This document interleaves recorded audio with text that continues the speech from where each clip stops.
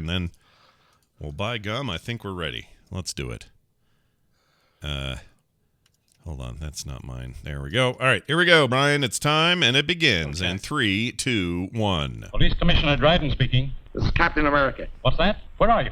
Never mind that. Then he may walk to a pillow.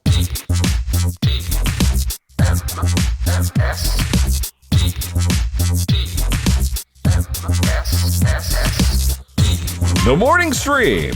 We wish you were here.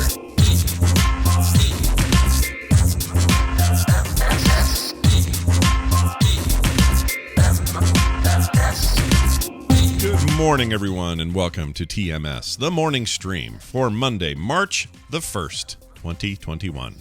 Ah, yes. It's right around now that all our news stories began to be COVID-related, and we couldn't That's help right. it. Yeah, 1 year ago. I think they were saying on the news today that we had our first COVID death in the U.S. 1 year ago. Oh, geez. Who Yeah, that person? so- We should figure out who that. They should make a big deal about who that person is. You know what I mean? Like the first one seems like a big deal when now we're at what 500,000 plus. Like, 500,000. Yeah. I don't know why. It feels like we ought to give that person more, not credit, but more. Why? They were the ones who got us all infected. Why are That's we going true. to give them any credit? What if that was somebody who just rubbed his face into like a Chinese cat and brought it over with him or something like that? Like how do we know? We don't know. Chinese cat. Yeah, Chinese cats. That's how you get it, right? You rub your face on. Listen, we don't know. There's so much about COVID we don't know. Might have been. Might have been. Look, Might have been. Chinese cat. Who knows anything? Nobody Yeah. knows. Here's what Nobody I know. knows. I want, now that we're this far in and we're finally got vaccines going around and all that, I want the Johnson & Johnson one. Because it's Johnson. Well, for three specific reasons. Number one, single dose. I'm into that. Oh, sure. Number two, longer shelf life. So they last longer. They're a better alternative. Number three, it's got the name Johnson in it twice. So if you combine it with mine, we got the Triple J. We're in. We're good. Right. Yes. That's what I Listen, want. I don't care which one I get as long as I get it soon. And it's looking like there's a potential. Oh, yeah.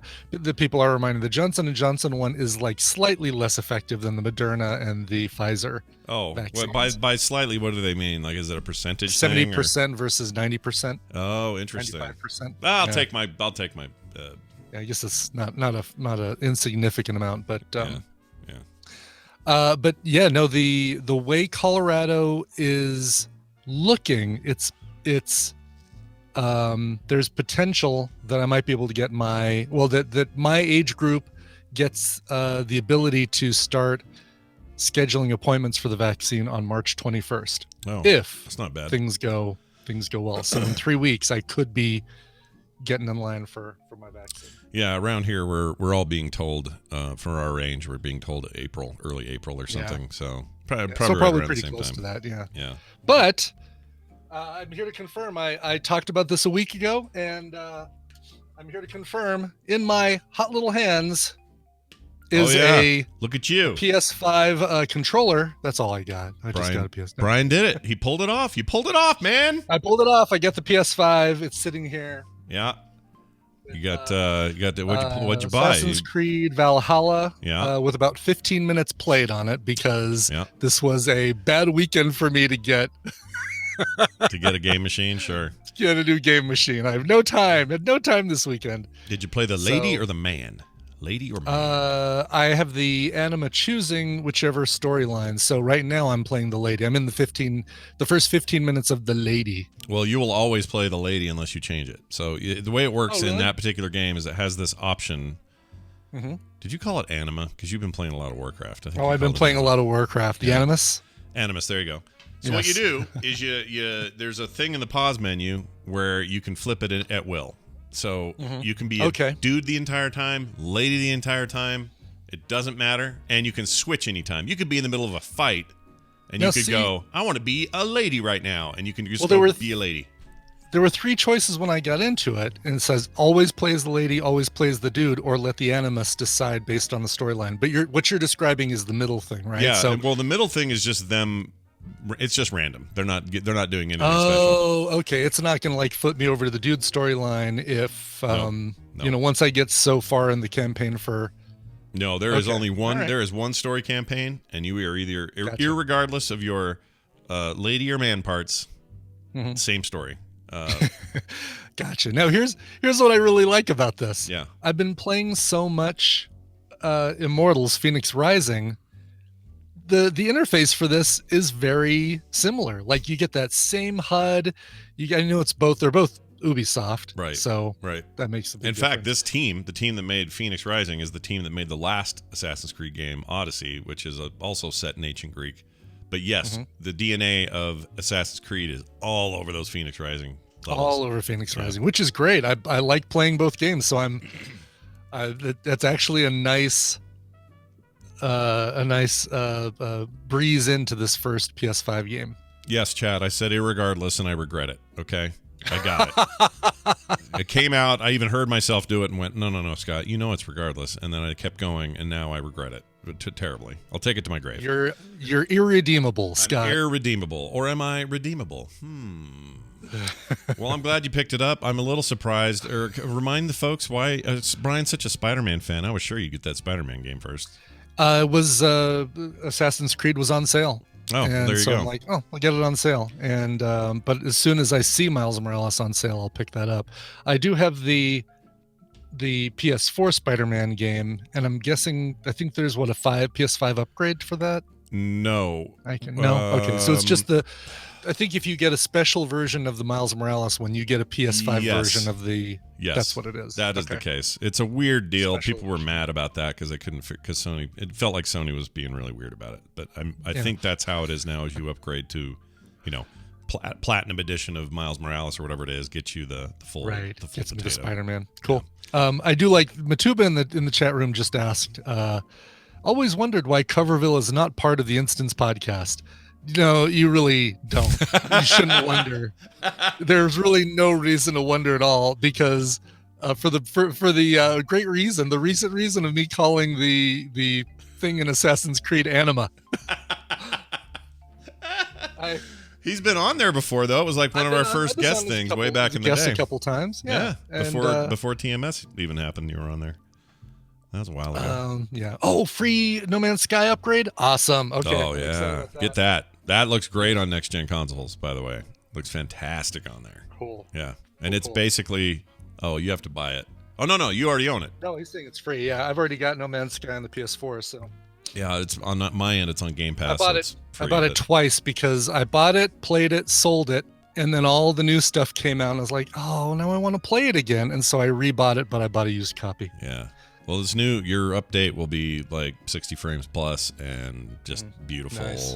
Have some ray Well, tracing. I'm not on a 4K TV down here. I'm on a Toshiba flat screen 1080p. Amazon Fire TV, 1080p for sure. Yeah, that'll run. It'll still look great. Nice. Yeah, you'll still have a really fast frame rate. You won't run at 4K, but you'll have great frame rate. You'll have ray tracing business going on there. You can now obtain little pets in that game. Cool. So you can run do around they do with anything for me? Can they go retrieve materials for me? No, they can lick your dirty bumhole. They can lick your dirty bumhole. That's all right. I guess I was trying to build a machine that was going to do that, so now I can. You were stop working that on and crafting focus that? on something else. Yeah, you were crafting that. You had to go out and get all the little bits and parts for it, but not now. That's right. They can retrieve and by the way, snacks? since we're answering questions from the chat room, like this is an a call now segment. Yeah. Crestwaller asks, how are the rum raisins going? First, let me clarify, Crestwaller, they're gin-soaked raisins. That's funny And you I'm said on- clarify and gin in the same sentence because clarify. we learned a is lot right. about Claire and gin the other day. Boy, Claire and Jin found new love together on Friday afternoon. Yeah, if you missed our game, if you missed our play date, I don't even know what to tell you. She keeps apologizing. She doesn't need to. You were hilarious. You were very funny. You were that hilarious. Yes, you were certainly in the Tanqueray. Where you were. That's where you were. Exactly right. Anyway, sorry, you were. Anyway, so I'm on day 2 of gin-soaked raisins, and went and bought some golden raisins. I had some gin, and I've had them now for 2 days, and I got to tell you, no arthritis. So wait a minute. I didn't have it before, but I still don't. You still don't have it? So hold on, wait. What's the? I thought they had to sit longer. No, what's the total time they sit and soak? 48 hours, I think, is how long they're supposed to soak, and I gave them 24 before I got into them. But I thought it was like a when week they're or still something. soaking in it. I thought it was a long time. Well, Did I have that wrong? I don't know. I was just really excited to get into You're just the excited to get the gin. into the gin. Let's see here. Can gin-soaked raisins help arthritis? Blah blah blah. Yeah. The recipe: place a box of golden raisins into a shallow container. Cover the raisins with gin. Let the raisins soak in gin for a few weeks until the gin evaporates. That's what it was. It was weeks. All right. Well, weeks. Okay, so I guess I'll put it. Because it was that evaporate part that mattered. That was important. That it So I guess absorbed I have to leave. Right now, it's in like a Tupperware thing on the counter. So I guess I'll just take the lid. They won't evaporate if I have the Tupperware lid on there. So I guess I have to. Yeah, because eventually what you want is raisins with gin, not gin with raisins, which is what you're doing right now. Is just having... It's like I'm eating a bowl of Lucky Charms, but instead of milk, it's gin, and instead of Lucky Charms, it's raisins. But all that being said, I'm using a fork and scooping a bunch so all the gin falls back out. But I assume there's still some transference of, like, you can tell that these have been soaking in gin even at this stage, right? Oh, for sure. I'm getting they've puffed up a little bit. And there's a definite gin flavor to those raisins. All right. Well, there you go. That's right. Well, weeks, days, what's the difference? It's fine. Yeah. All right. So you know what? I'll let them. I won't touch any more until April Fool's Day. There you go. So 1 month from today. Oh, okay. That'll work. Oh, hi, dear. Oh, hello. I think hello, you were on Kim. camera there momentarily, although no one saw you because I was on Brian's camera. Do you want to come say hi? Oh, well, I saw her. Here she is. Hi. She came and stole some paper. Yeah. You ever seen paper? You ever steal paper? You ever steal paper? Remember that from Waterworld? Remember that? You remember? Okay. Anyway, well, it's nice to see it. Take all the paper you need. Okay, is that all you need? That's all All right. We're Cool. an Office Max and a full service company here. Okay. She hates that we don't have a printer that works anymore. I want to be printer free. I hate printers. I know you do, but I'm there's done. still some things. You gotta have one printer in the house. Do I though? Do I? Sure. Yeah. I mean, all right. So right now, when you have to send out some prints, you go to the post office with your addresses. What do you do? Have it like on a QR code on your phone, and then just scan the QR code and it prints out your labels? Or it depends. Like most of the logistics of sending stuff out from the store is being handled in Virginia by Dave, so he does most of that. Now, if I was Dave, I'd have to have a printer because if I was pumping out multiple prints a day that were going to people every day, then yes, I would have to have the printer if I was still doing all that stuff here. But because I'm not, the only time we've needed it in the last 6 months was something came up with like this bank stuff. And they were like, sign the thing. Oh, yeah, with taxes and stuff. I mean, I guess. And I'm like, let's do it all electronically. What's wrong with you people? DocuSign everything. Let's do it all electronically. The problem is that I've got clients who send me a PDF of my 1099, and my accountant doesn't have the setup for electronic. So she's like, can you print it out and bring it to us? Oh, yeah. See, my accountant will do everything by digital. I guess, so it makes totally a difference depends. if you account. But I mean, here's a package. Here's my Elgato streamer that I replaced. Yeah. That I put on eBay, sold, and this is going out, and I printed a label so I can stick in the mailbox today. Nice. How'd you do on that? Did you get good money for it? Do all right? Yeah, actually $112, and so $8 shipping, priority mail, so $104. So I basically paid. You basically rented it for $50. Kind of, yeah. Right. Yeah. Well done. That's awesome, dude. Seriously. That's a great price. I thought you were going to say, I had to let it go for 60, 70, whatever. But yeah, no. There are people who are doing make an offer for 60, and I just ignore them. You have to ignore those people, dude, because they always go, I really like product you have. I offer you this, but only tell me directly by text, and I use PayPal. Do not use eBay. I'm like, yes, we're on eBay. That's what eBay's for, you dumbass. Right. Yeah. Or please use this address and not the one that I had the winning bid with, please. Yeah, I hate that. Oh, there's no scam going on there whatsoever. Yeah. And hopefully we're helping somebody when they're hearing this for the first time. Don't ever entertain those. Like sometimes someone may have an early bid, and that's fine. If they're doing it through eBay, do it. Take it. If it's a deal you want, like if they say, hey, I'll give you 100, great. Now you do the process. And if you don't if they say, well, I'd really prefer, we could go through Venmo and my personal phone is my better way to communicate. No, go away, a-hole. You're cheating. Yeah, You're cheating the system. it's becoming such this whole eBay thing is becoming such a nightmare because I'm having all those computers that I cleared off. I set up a user, got in there, got the specs off of the About This Mac screen because some of that stuff you can't get through terminal without a user on there. Right. And then I did another wipe of the machine, like a zero out wipe, and set it up so as soon as they open up, it's like you got it from the Apple Store. It says, welcome, hi, hello, in all these different languages. Willkommen and all that. Yeah. Yes. But now I'm getting so many people who are asking about battery cycles, and I can't find that out via terminal either. And one guy, said, threatened to send it back because of battery cycles. I'm like, go ahead, I'll just resell it. Hold on a second. Battery cycles? They won't, because you couldn't give them that information? No, because I didn't get that. I didn't get that information off of the About This Mac screen when I got all the other info. So now I have to go back in all of these and get battery cycle information. Boo. Repeat the whole process of creating a user on there. Oh, it's such a nightmare. That's a giant pain, dude. I hate people. People are the worst. Yeah, people are the worst. Let's talk about people. They're the worst. Yeah, I don't like them. eBay people are the worst. All right, we got a couple of You things. actually had stuff to talk about. Yeah, we do, but it's fine. And by the way, if you're not a patron, I recommend being one because we just had a really great discussion about the Golden Globes prior to all of this, and that's where we're gonna let that live there. So yeah, we don't need to do any during the show talk about the Golden Globes. Yeah, but we learned a lot about their format this year and Brian's take on it because I didn't watch it. Also, it turns out Brian's a big softie. Depressing. He's a big softie when it comes to the Black Panther. Yeah. I totally am, and people will find out how I'm a big softie. Yeah, it's not his wiener like you were thinking. It's definitely not. All right, check this out. We got an email from Sam, Lady Shack 08, who said this: Dear S&B, I just listened to your Jim Reeves phone call and a question on what happens to those old numbers. I used to work for a telemarketing company that took calls for reverse mortgage, coin collection, political, and even American Idol's voting number.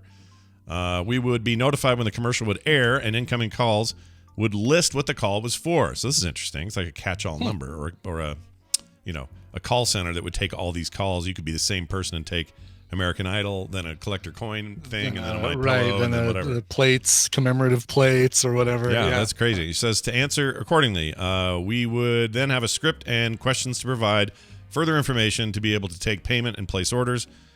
So most of the time, the phone numbers just lead to a call center with that is no longer needed. Thanks. I hope that helps a little. Okay, fair enough. But then I have some news. We got something from Jamie, TMS Mashups Jamie. You know him mostly from his mashups. But once in a while, he'll say, hey, I got another thing I need to share with you. And I'll say, what's that, pal? And he'll say what it is. And I'm burning time here while I open this up. Okay. Well done. Yeah, he sent us this number that he said somehow comes out of God of War, the very popular PlayStation 4 game. Okay. And he says it works and it's worth playing. So we're going to call this number. It's an 888 number, which is a toll-free prefix, I believe. And I'm going to hit call. Let's just see what we get, Brian. This is totally sight unseen. Once again, we don't know what we're doing here. Good. So here you go. This always works so well. Always does. Never fails. Okay. Some kind of... By the gods, you've done it. Somehow you found your way here to me. I offer you my congratulations and my respect. Okay. Together, we shall conquer the perils that lay before us, and we shall always... Kratos, dude, they did it. They found our Easter egg. Who are you? It's me, David Jaffe. I directed the game. Okay, goodbye. That's old. Let me make something really clear. I just want to picture Kratos for a second holding a phone up to his ear. Good job, well done. At first, I thought, wait, is this from? So this isn't from the God of War, the recent one. This is an old, like PlayStation 2 era phone number because really? David Jaffe hasn't run that game in a decade. So that's like old, and it still works. So that's pretty cool. That is pretty cool. Yeah. I like that. All right. Well done. So does it just say congratulations on finding the Easter egg and then nothing, or do they say here's a code so you can save $5 off the new God of War 3 coming out for the PlayStation 3? My guess is that would have been PS3. Man, I love that one. Anyway, but they I don't know. Maybe they do, but my guess is they just try to be funny for a little while. Like they just try to be a hoot, and then they fail miserably. Is my guess, because that comedy was not working for me. Anyway, there you go. I don't know who played the original voice of Kratos, but I think that was him. The current voice is dude from Stargate, Christopher Maloney. Nope. Christopher Plummer. Guest. Nope. Christopher Plummer. Nope. Christopher Walker. Christopher Judge. Christopher Judge, right? Christopher Judge. Okay. Yeah, he was Tilk on. Did you ever watch Stargate? Or was that a thing you missed? Was that the thing you never got into? I think I watched the first episode of the pilot, or the pilot of the series, and thought, man, all right, this is all right. I'm not going to continue with this. It's fantastic. You missed out. It gets better, right? Oh, I think yeah. I remember when I talked about it, that I was watching it before. Yeah, it's like Star Trek in that everything like this starts a little rough in the first goings. In fact, I think the pilot was a Showtime joint, and it had nudity in it and everything. But it's so much better than that movie. Like the movie it's based on is garbage compared to it. I like that. I loved Atlantis. I even like that new one that was a little bit short on seasons, but it was a little BSG-ish. Forgot the name of it. It's all great though, man. It's great. Okay, all I'm right. telling you right now, that's a good binge. If you like you once in a while will watch like through DS9 or something. It's like that. You'll like it. Yeah. Okay. Yeah. I'll very give it Star another Trek. shot at some point. Yeah, for sure. All right. Let's get It's into also intimidating because there's so much of it. There's a lot of it. There's a hell of a lot of it. But there's no more than there is Star Trek, I would say. TNG, right? Okay. SG1 anyway. But man, there's so many cool guest stars and actors, and Don. Oh, it's that guy we like. I know we like him. You know the guy in Best in Show is he's like the judge at the end of Best in Show. Bob Balaban? No, bald guy. Not him. He's also bald, but not him. Yeah. A big guy. Don. Shit. Anyway, he's the Colonel guy. Don S. Davis. Yeah, that guy. Don S. Davis. Oh, Don S. Davis. Yeah, okay. Yeah, he died, but he's awesome in it. Later on, Bo Bridges takes his job. It's just good. It's just good. It's great show. All right. All right, I've done all the selling I can do. We're now gonna Dunaway this up and have a little bit of fun with you, the listener, and Brian Dunaway, the man. The man. He's coming in. We're plan. gonna play this right here. Minute. Hey, everybody. Welcome, Brian Dunaway, to the show for another edition of Battle Royale. Hello, Brian. Oh, hi, Scott and Brian. It's actually, Hello, Brian. You know what we're doing today? How are you guys doing? We're doing okay. I misspoke, though. It's Tadpooley Feud today. That's right. Oh, it's Tadpooley Feud. Well, you asked me how I'm doing. I'm doing fine. Thank you very much. I just talked to you yesterday. How's it going? Oh, good. Yeah. Well, we did just talk, didn't we? I forgot. We had a little virtuosity talk. Yeah, we were just hanging out. So now it's time for us Did to the hang out reverse again. cheeseburger yesterday. Yeah. Ooh, yes. Oh, man. That movie. Seriously.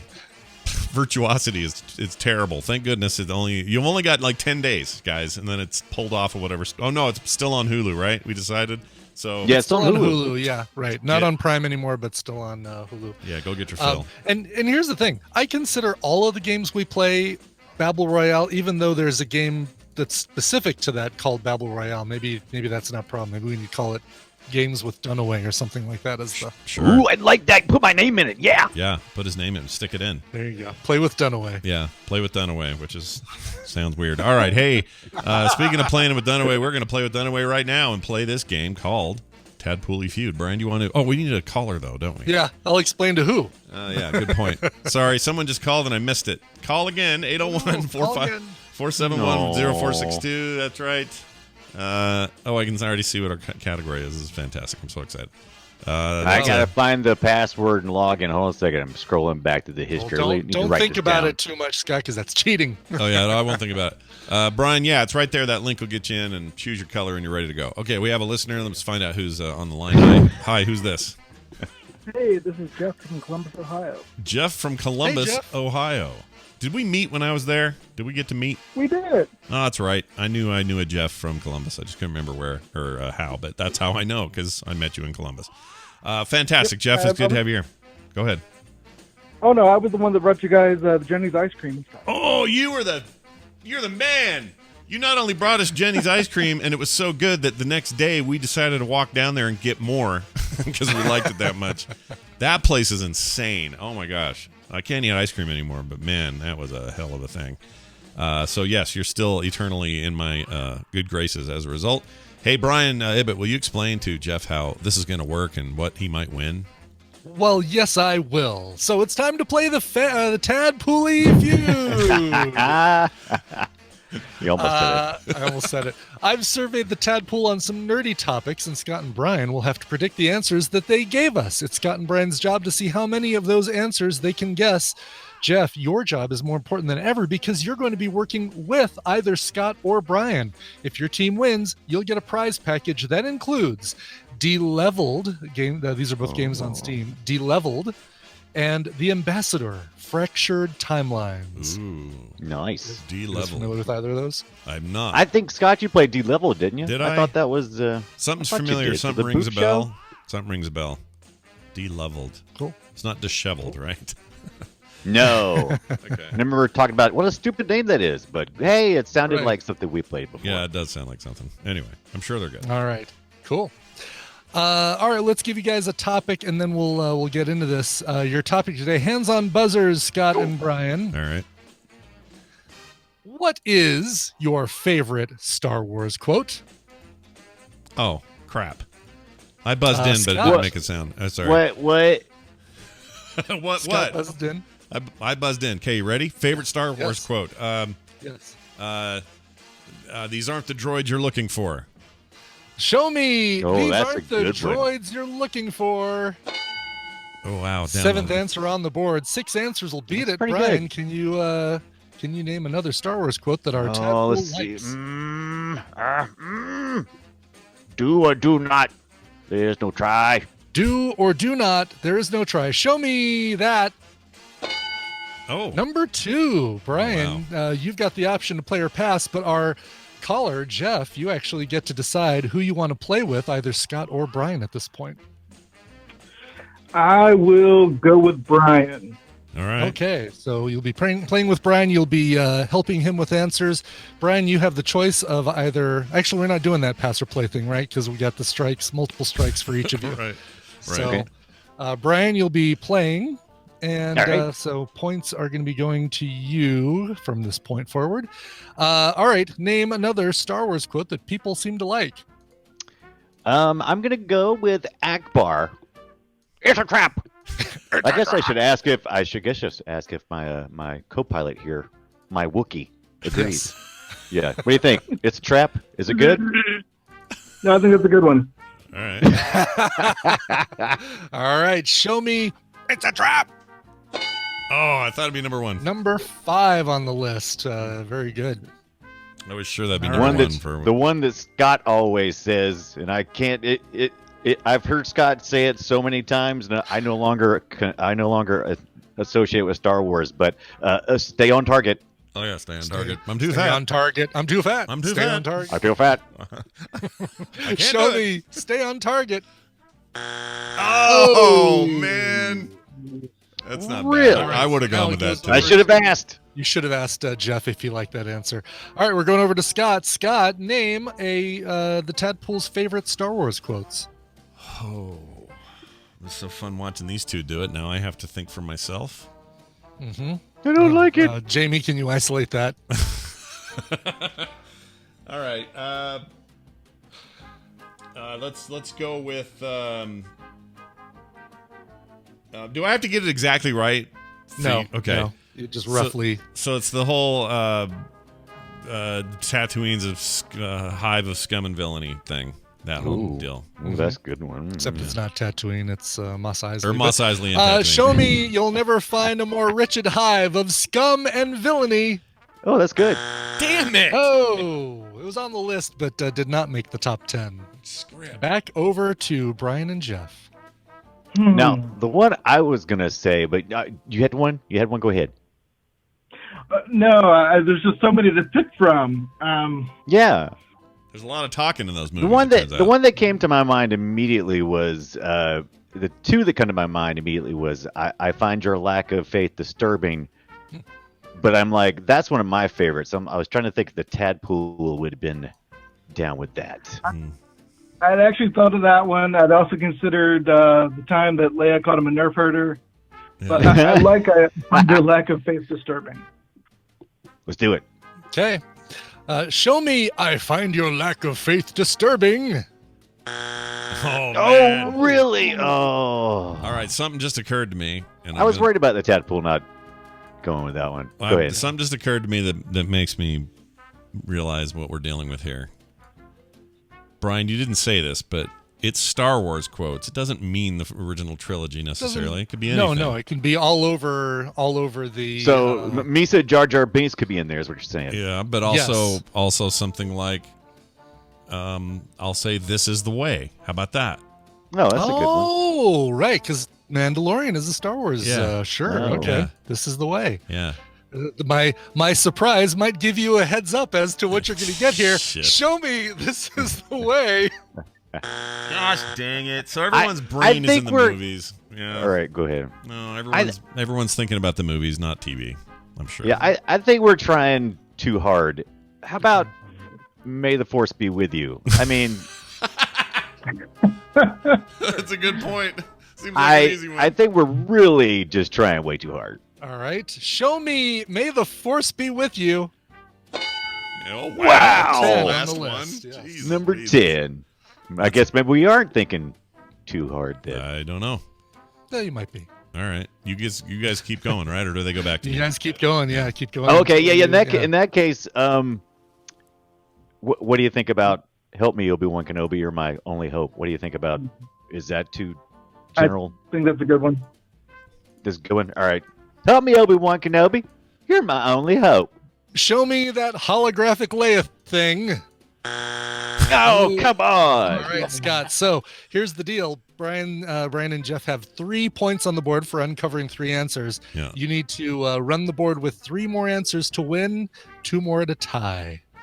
All right, well, let's do the Luke, I'm your father business. Let's get that out of the way. Yeah, except that's not what he said. But go ahead, do that one. Yeah, I don't care if it's exactly right. We know what I mean. We know, yeah. So many people put it, show me Luke, I am your father. Dadgummit. Oh, good. Yep. Okay. Yep, they did put, some people put Luke, I'm your father. Some people put no, I am your father, just plain I'm your father. So I bundled all those up into I am your father. Yeah. Right. No, I am your father. Yeah. No. No. That's right. Yes, I am your father. All right.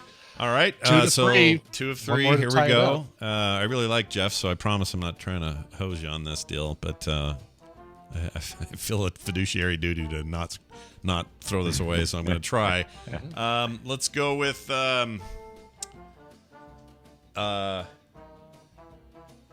use the Force, Luke. Use the Force, Luke. Show me. Use the Force, Luke. Shit! Oh! Are you kidding me? Oh. I'm All right. not kidding you. All right. Dang it. So Brian and Jeff win. The round is over, but Yeah. let's see how. Can I had one more in my pocket. The one I just sure. did. Never tell me the odds. That was one Never of the ones. show I didn't me- like they would have. Tell done me, that never one, though. tell me the odds. Oh, yes, man. dadgum. What about Anakin? I have the high ground. Oh, I have Oh, the that's ground. good. That's That good. was on the list. Like 5 people said that, but it wasn't enough to crack the top 10. All right, show me number 1. Come on.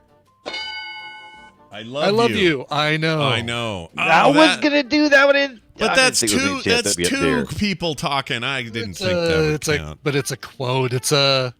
That's a You good know, one. Some It's a people good one. just put the I know. Some people both put. That tells you yeah. so much about the tadpole right Yeah. there. It does. Absolutely. It's Two couples. people quotes.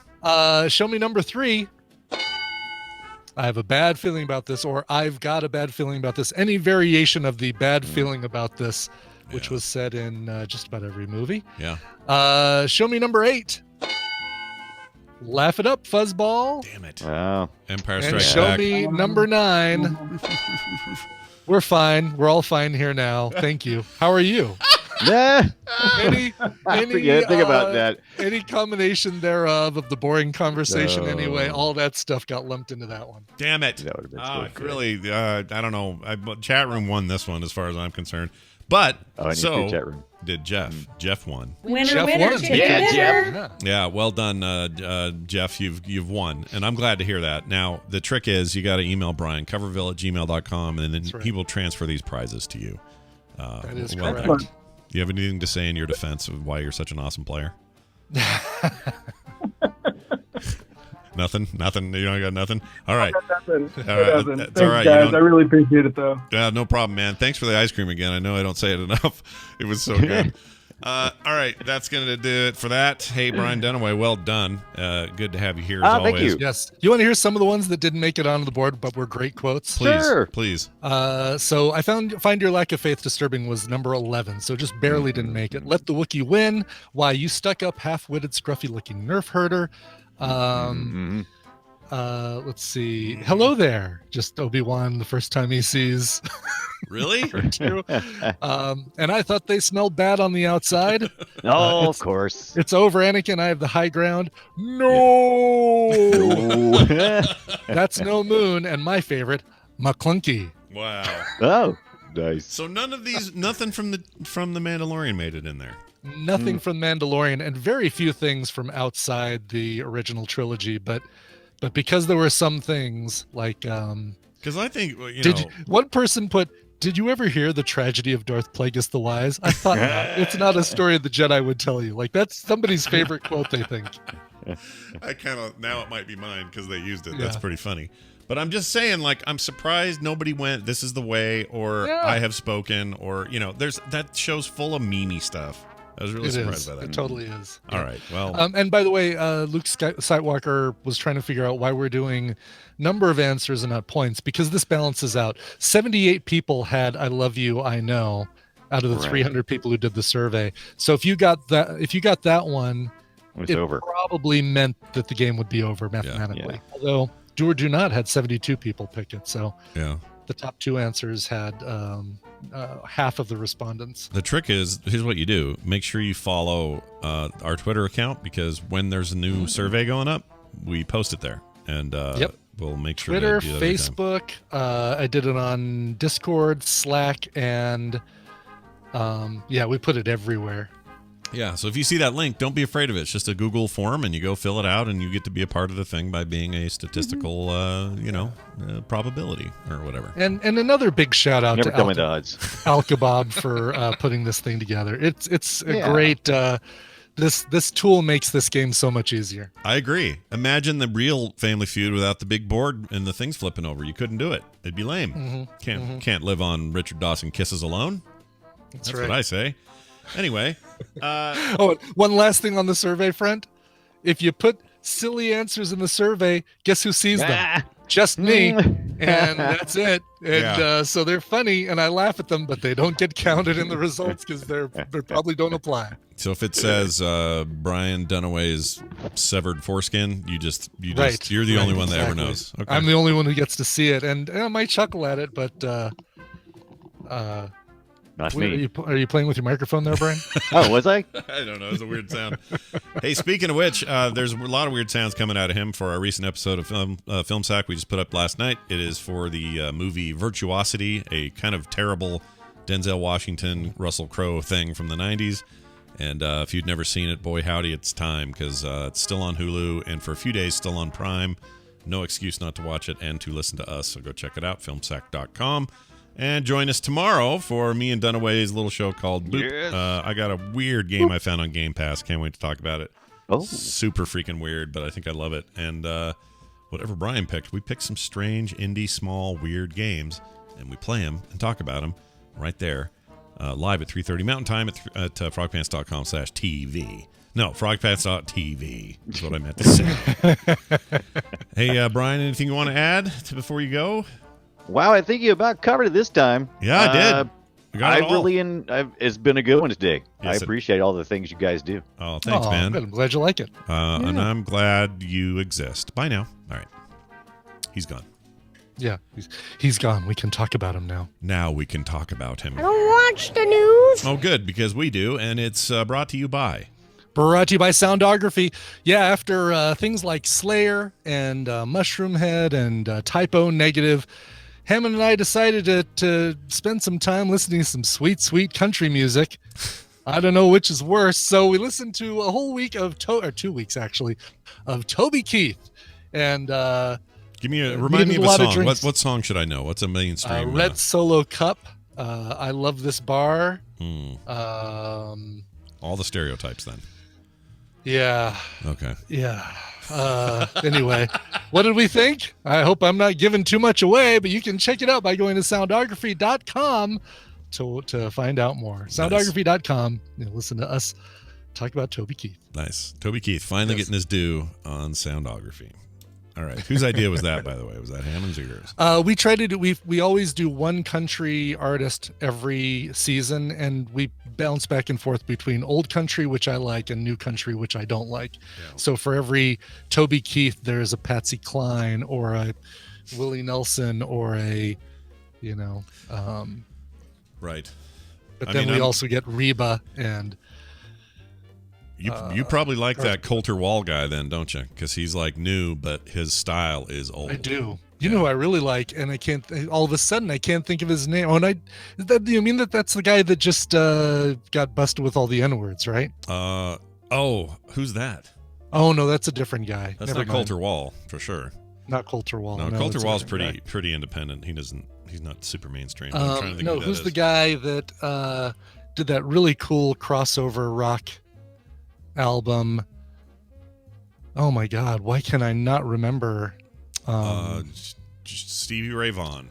No, he's a newer guy. He's only maybe put out 4 or 5 albums. Shoot. Chandler Candelier.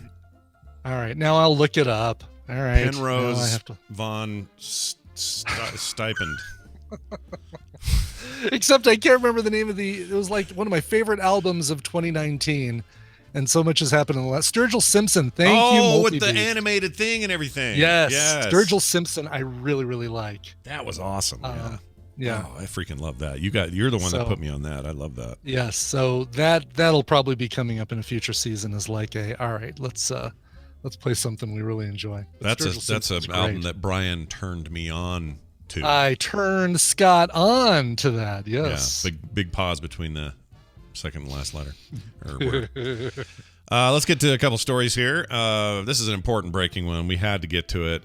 We owe it to our audience, to the world really, to make sure we cover these important stories. And here's one of them. A man was hospitalized after putting 15 boiled eggs up his anus.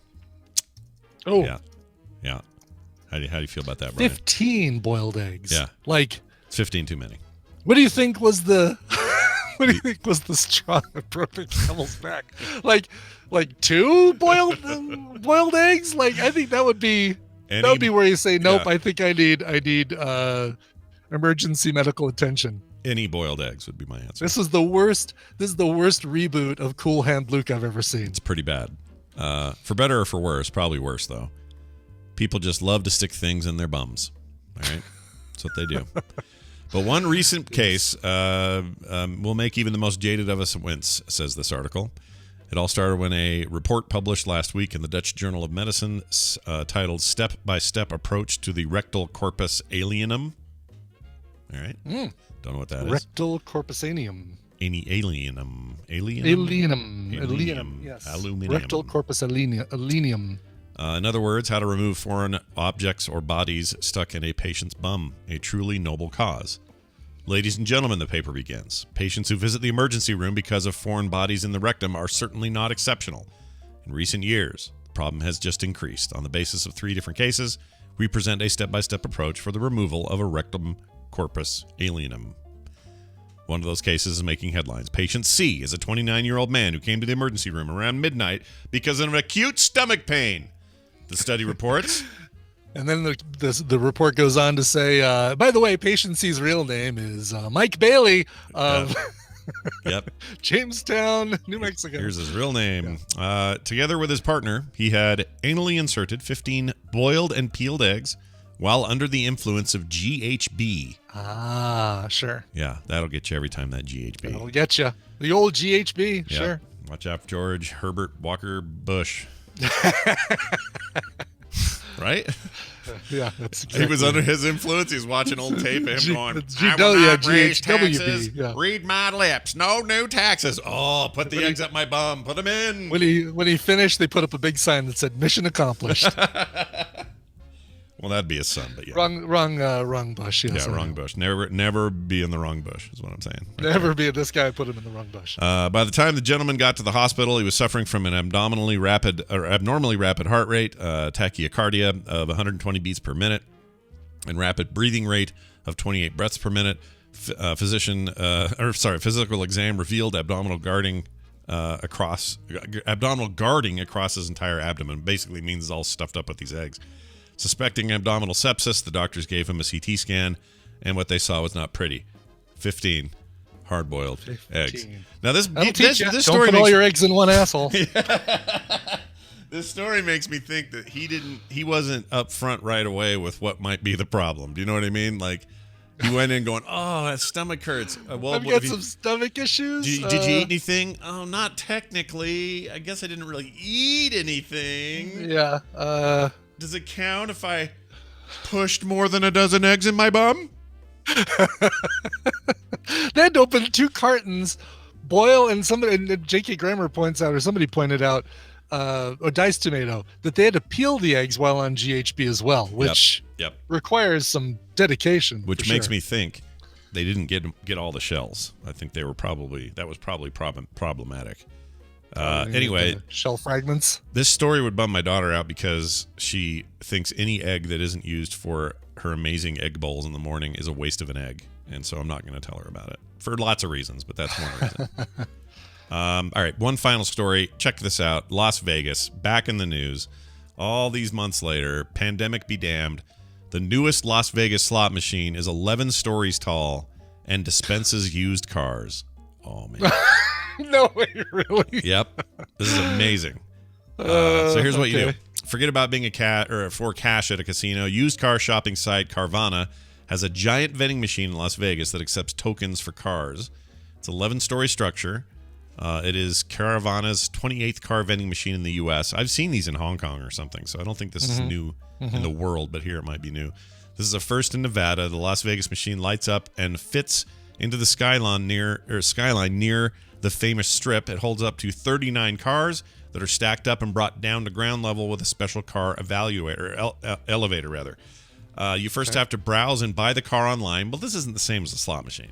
I wanted people to walk by and go, "Here's $1,000." Yeah, I'll pull a handle and yes, right, exactly, and then yeah, that didn't happen. That bums me out slightly. Yeah, but I did want to see. Like, I like these. They have them in Chicago, and I still haven't seen them. These parking garages that have this weird elevator contraption that rotates and moves the cars all independently and brings your car to you. Yeah, those like vertical parking. Yes, things. Yeah. Tokyo had them, and I never saw them there either. But saw one in Hong Kong forever ago, early 2000s. And I thought, that's never coming here. And sure enough, I don't think it has. I don't think we can spread out more. We can sprawl more in America. We got land, man. Yeah. But in Hong Kong or Tokyo or places like that, there's no room left. So you got to go up. You got to go vertical. Yeah, Yep. you go up. Exactly. You got to go up. It says for Go the up, full go vending down. machine experience, you're given an oversized coin from the company rep. So it's like big fat ass coin, and they jam it in the machine. And then boop, out comes your car. They say it's like winning the jackpot, but for a vehicle you already bought and paid for online. Well, that's not the same. Right. That's not But it. you don't know which vehicle, right? You do. You know what you're getting because you've already done the whole you've thing. You've already okay. That's it's why not it's like dumb. you paid X amount and you're going to get one of these vehicles. You just don't know which one. Yeah. Well, I mean, you're getting. Well, no, that's not a. Well, no. That's If you, none if, of the. I That's know, not and even a none of it's slot Vegas-like, machine. right? Yeah, none of it Exactly. is, yeah. No gambling, no nothing. It's just dumb. Unless the gambling part is maybe you're getting a lemon because they didn't tell you that they'd been in a wreck or something. Like, that's right. always the a Carfax gamble. will cost you one more oversized coin, sir. Exactly. It says it's stuck right between the Mirage and Treasure Island casinos. So next time we're there, we're checking that out. Yeah. Got to get pictures of this stupid car dispenser. Yes. All right. Yeah, and I'm sure, like, you're going to be waiting there for a while probably before you see somebody come and buy one. You know, I'm guessing it's not like it's a constant like, ooh, yeah, we're all right, and here comes another one. Oh, and here comes another one. It's like, all right, well, we've been here for 3 hours. Nobody's buying a used car. you get the impression that if we were, I'll bet you if we're there and we're standing in front of it and we sat there for 2 hours, that we'd never see anyone come get a car.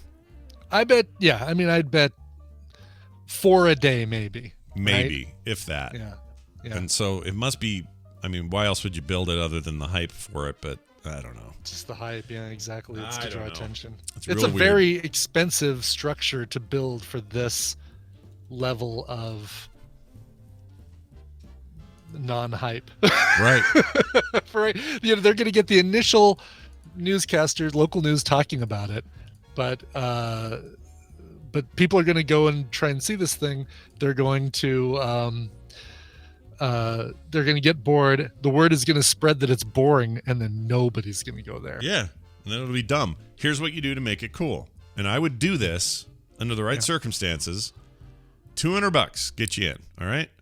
Okay. You go down there, and for $200, you pull the thing, and then you have some chance out of 100,000 or whatever to get one of the cars in this contraption. Now we're talking. Like, you'll actually make money. I think people in Vegas are like, oh yeah, this is a lark. I'll throw $200 at this. I won $200 at the freaking blackjack table. I'll just spend it here. So wait, you're saying though they're guaranteed to get a car. No, they get nothing. That's not what I mean. I'm saying they have a percentage chance of getting a car. Oh, okay, gotcha. Just like a real slot machine. It's like they don't get to choose. Right. Gotcha. So it'd be still it'd still be a chance. I mean, I'd say make it $1,500, and you have just as much chance of getting a 1971 Buick LeSabre versus getting a 2010 Toyota Camry or something like that. Yeah. Or once in a while there'll be like some hot freaking Ferrari that you could win. The odds are ridiculously low, but there's a Ferrari in there, and then you might get lucky and get it. I think if you're guaranteed to get a car of some sort, you'll get the drunk people coming from the strip and saying, "Oh yeah, I'll give it a shot." Yeah. You know, I'll. No. Look. If they want ideas, we're idea men. We have ideas. Yeah. We also have to take a break. Bagheera says there are 24 of them in the U.S. It's not a gimmick. It's online car buying, and it's cool. Yeah, but it's not a slot machine. Yeah. So all these articles it's saying it's not what they're trying to advertise it as. Yeah, all these articles are all using the terms car slot machine in their headlines, and that's not exactly what it is. So it's a vending machine. All right. We get it, Dice Tomato. We know what a vending machine is. We're good. Yes. Hey, we're going to take a break. When we come back, we're gonna have some guests here. It'll be great. A reminder that this entire process is brought to you by our supporters over at patreon.com/TMS. If you are already a supporter, you know what you're getting, and it's great. But tell your friends, because they have no idea what they're missing for very little a month. Go check it out. That's patreon.com/TMS. All right, stick around for both Bill and Stephen. They're coming up. Before that, a musical break that Brian hath brought. I hath brought an indie in the middle today that is someone who's worked with a lot of people you know, but maybe isn't a name you recognize right off the bat. Mark Ribler, who is a singer-songwriter and producer, who's worked with Little Steven and the Disciples of Soul, Bruce Springsteen, Elvis Costello, Carole King. He's finally debuting his own solo album coming out June of this year, but he's releasing the first single from that now, and the single is Shattered. You know, you always worry when you hear stuff like this that it's going to be like, all right, well, this guy, I can see why he works in the background, right? Why he produces and writes. No, this guy's got some great power pop chops working with all these musicians, Elvis Costello and Springsteen and all that. So here is the song Shattered from Mark Ribler from the brand new album, The Whole World Awaits You. Even the dry ice you use to break up your stool reminds you of vaping. And sometimes someone is stealing the pillows.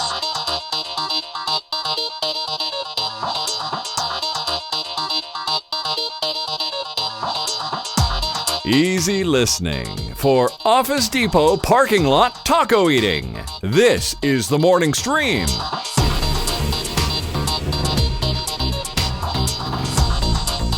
Yeah, you recognize that sound clip there? The dry ice one, No. Brian? This one here? No, Even the breaking up dry the ice. stool. That guy? That one? No? Yeah, dry ice breaking up the stool. Yeah, you don't recognize that? No. Let me play it one more time. Even the dry ice you use to break up your stool reminds you of vaping. You don't remember this? No. What's that from? That's that John Wilson guy from that how-to thing. Oh, okay. I loved that. I loved it. I loved it so much that I am like, I want to sign a petition for a second season. What are we even doing? I loved it. I found it endearing in every way. I laughed harder than I've laughed in a long time. I thought it was amazing. Incredible. That's hilarious. Yeah, it's so good. Yeah, so weird. So good. And now I want to come across a box of stuffing that says Stouffer's stovetop stuffing. Oh my gosh, dude, that whole or thing. the Raisin Bran with sunglasses. It was so crazy. And I was sure I'd seen the Raisin Bran with sunglasses. That was one that really got me. I was too, yeah. I mean, there's something to that. I don't know what I'm thinking of. I think there was maybe a commercial where it wore sunglasses before it melted into the box or something. Like the character of the sun was like out there going, summer, Raisin Bran, and then ended up in the box without the sunglasses. I don't know. Mm-hmm. I'm just saying, that thing blew my mind. All right, moving on. Where are we now? Oh yeah, we got to call Bill. I'm a little behind the 8 ball here. Here we go. Okay, we're gonna call Bill. We got a question for Bill today from a listener. It's gonna be fun. Can't wait to dive in. Good.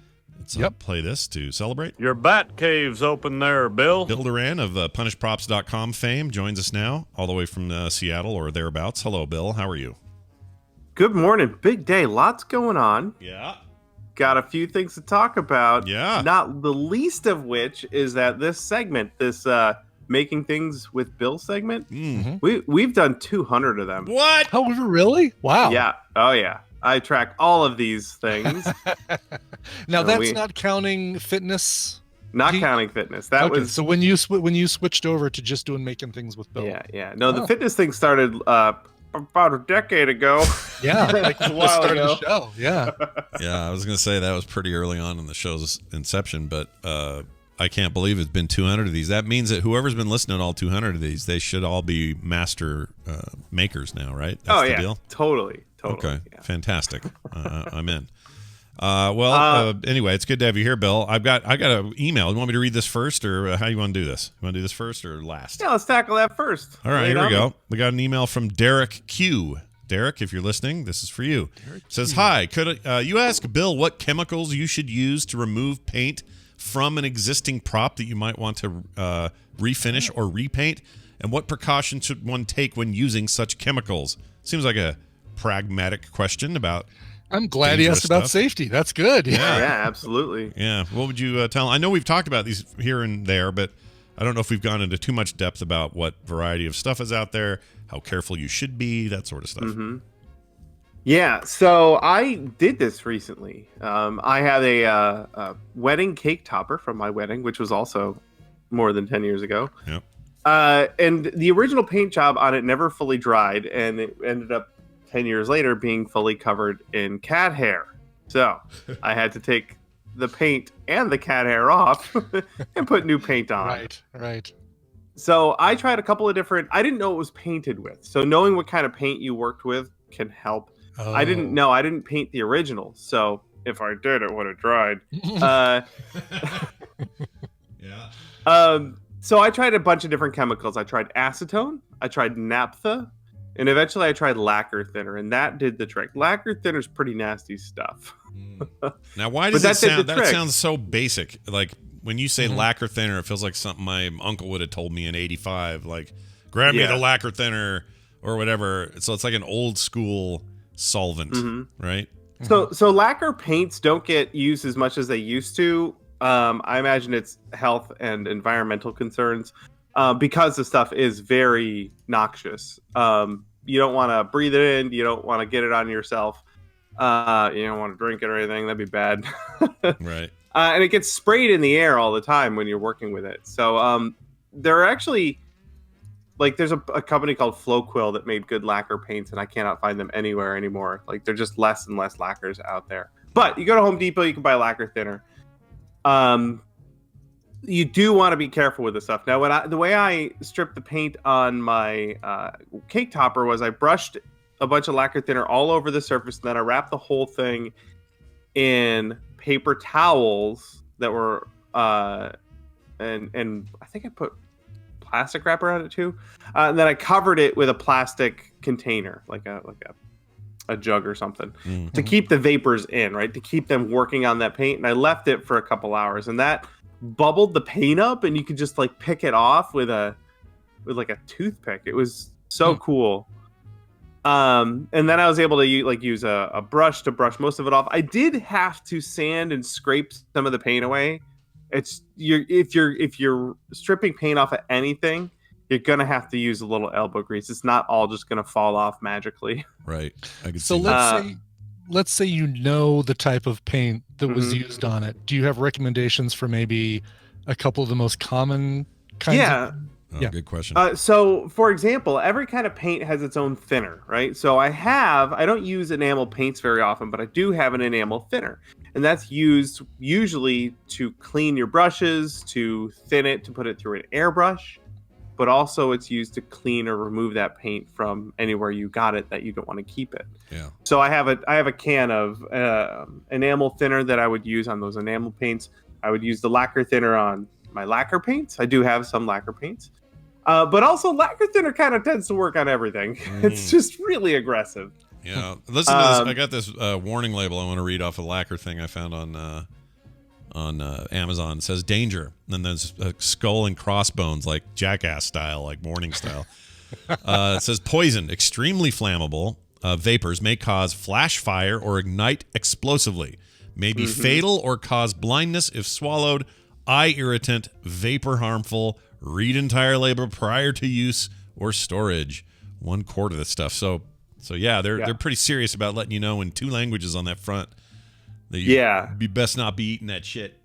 No. So that's the best part. Read that label. I know it's like, oh, sure, I don't read the manual.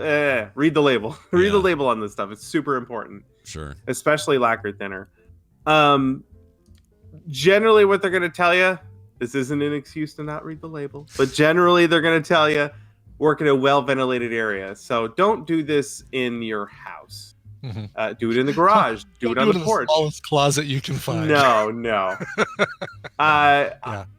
In your garage with the door open is a good idea, or on the porch, or outside, or if you have a large workshop like I do, with a 3-story tall ceiling you don't want the vapors to congregate around your face. That's a bad idea. Or congregate around anything that might spark it.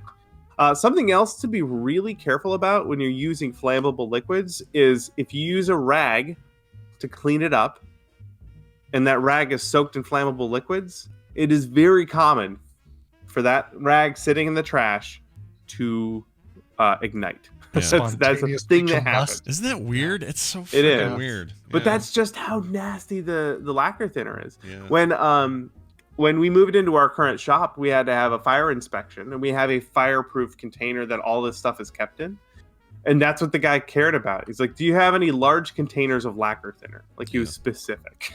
I was like, I have a small container. It's in the flammable proof cabinet. We're good to go. And he was like, right on. Good to go. Yeah, that's good to know. So yeah, that's what it takes to strip paint off of stuff. It can be really nasty, really tenacious, and being careful is the most important part. I assume there needs to be, you've touched on it a little bit here and there, but you need to be mindful of what material you're taking paint off of, obviously, because if it's a certain kind of, like, I don't know, crappy certain plastic clay, maybe? Or something, or clay, sure, or whatever it may be, like, some of these may be too harsh and end up corroding the actual object, which you don't want to do. But if your prop's like wood or plastic, you should be pretty okay. Although some plastics do get dissolved by certain solvents. Yeah. Do a test on a scrap piece first, maybe. My guess is any plastic that's recycled is going to have trouble holding together. So you want to watch for that. But that's that's interesting. Hopefully that helps you, Derek Q. Let us know if that answered your question, because it's pretty interesting. Now, in the meantime, I saw you making a business card. And I did. I made a project. They're like, what? Bill made his own business cards? Can't believe it. What a shock. What a weird thing. No. It's not what you think. So tell us what you made. So I'm probably the world's biggest Highlander fan, especially Highlander the series. And I wanted to, I fixed my laser cutter. That's the story. My laser cutter was broken. The water pump was broken. I finally replaced it. And I needed a small project to test it. So in season 1 of Highlander, the main character, Duncan MacLeod, a couple times flashes his business card. You get a good shot of it. So I grabbed some screenshots, and I drew up a duplicate in Inkscape, just a little vector graphic that I was able to use on my laser to make a stamp. I laser etched a piece of balsa wood. I don't have any stamp material on hand, so I used balsa wood, and that kind of worked okay. And I was able to stamp that design onto a nice piece of parchment paper to recreate Duncan MacLeod's business card. That's it. From now on, I'm just going to make the most obscure props I can find. Yeah. It's just going to get weirder from here. You know what I love about this is that I was saying to you this over text, but I'll share it here. Eventually, the goal, I think, of this should be that when someone sees a wide shot of your studio or you in your home office space or wherever you may be, it's just filled with these Easter eggs of famous nerdy Easter eggs that you've taken the time to build, and that you really have to be aware to go, oh my gosh, I think I saw Duncan MacLeod's freaking antique card thing. Right, yeah. Like I and the love most that. obscure too. So for example, since I'm on a Highlander tear, we watched the first 3 movies the last 3 nights. And boy, did they go downhill after the first one, but that's fine. Yeah. There should have been only one. There should have only been one. You're right. The first movie, for example, there's a scene with an old bottle of brandy that was bottled in 1783. And I was like, I need to make that now. Yeah. I didn't know you were such a big Highlander fan. This is all news to me. It just got tripped last week. We were looking for a project to do, and Britt found these old screenshots I took of this business card, and I was like, "Oh yeah, let's do that." And then a week later, I'm like, "Let's all watch. I should watch the show again." I have the DVD set. I have the full 6-season DVD set behind me. I can see it right now. Yeah. I'm just back in completely. Sure. Are there not a lot of props from Highlander? Because I was thinking, well, I'm surprised I see you make more Mass Effect or Skyrim props than I see you make Highlander props. But other than, at least in the first movie, other than Duncan MacLeod's sword, is there another? Oh, I guess the Kurgan. Yeah, he's got sword. his sword. Yeah. The thing is, I bought those swords. I have replicas of them already. Oh, I don't have the Kurgan one. I should get one of those. But the katanas, I have one from the show and one from the movie. And those really are kind of the big things. Yeah. But that doesn't matter because I'm finding the small things. I'm only going to make the small, weird, obscure things from now on. I love this. I love it. Kurgan have a mask for part? No, or am I thinking of something else? You're probably it's just Clancy Brown's ugly face. Yeah, it's just Clancy Brown always looks like he's wearing somebody's mask. Yeah. No, but you are probably thinking of episode 1 of the show.